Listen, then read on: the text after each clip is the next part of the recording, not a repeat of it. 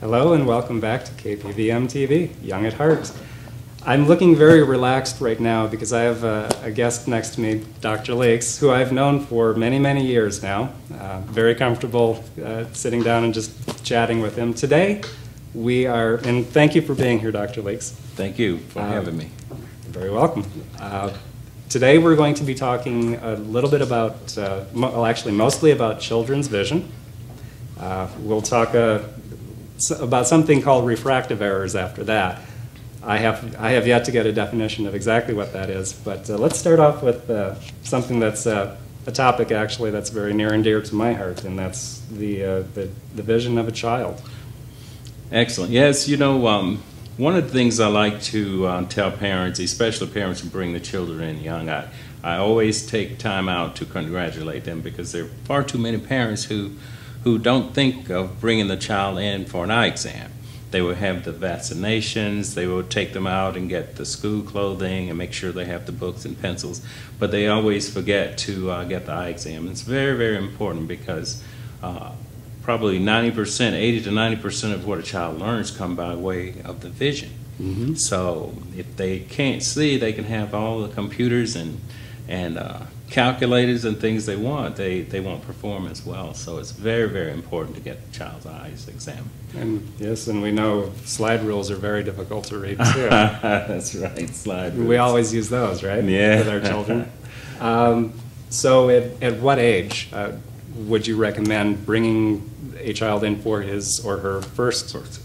Well, you know, what I tell parents is if you do not suspect a problem, if the eyes look straight and the child is curious and picking up things off the floor and watching people pass by, you still should have an eye exam within the first 2 years. And then I recommend a second exam before they start their formal education. So if they're going to go to like preschool, go ahead and get the eyes examined before preschool because it's so important to get off to a good start.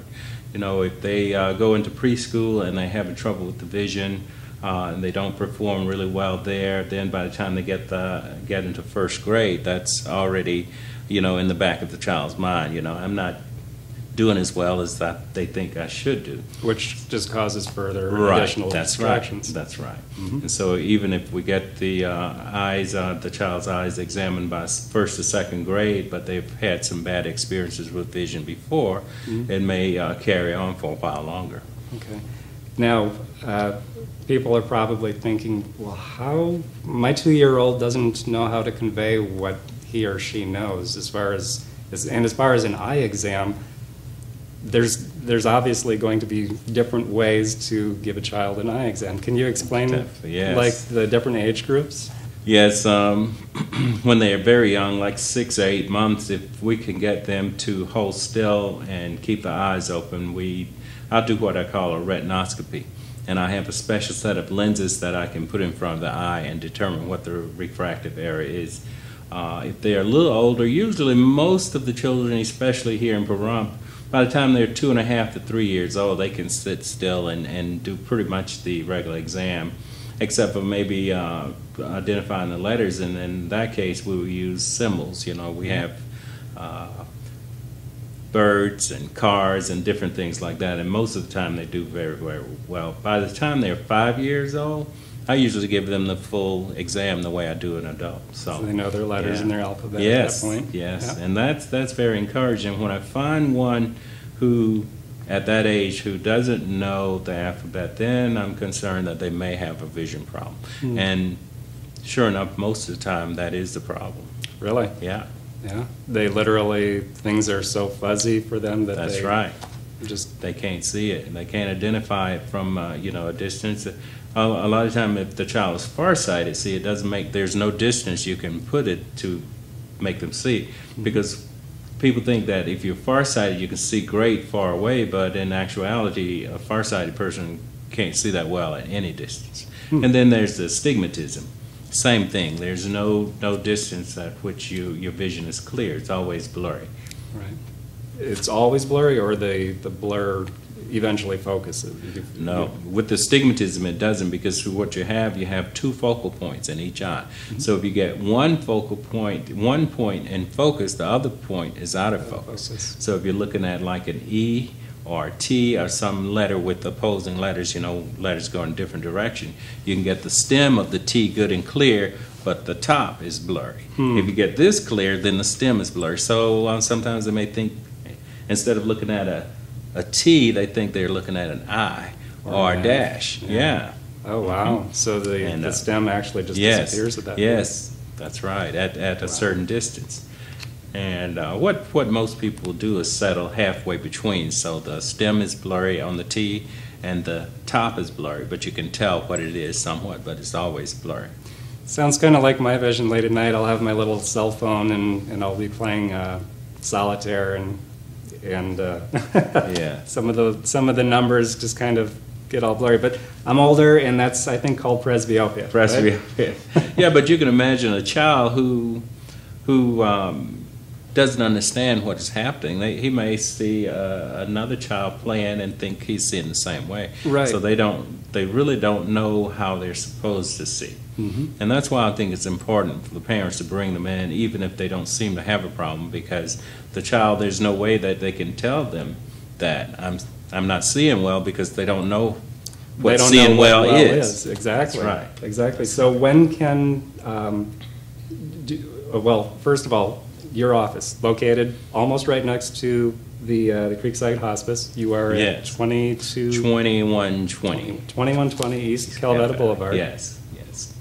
Big building, says I Care on it. Yes, that's our building, and it's and one of the things we do, it's it's in between the school years now, and most of the young people are out having fun, swimming and just doing all those things. But we do have a free school screening every July and August. So it starts the 1st of July. We didn't put out a lot of announcements about it now, but it is ongoing now, and it will continue until school starts. I see a website update in the making here. Okay, yes, let's do that.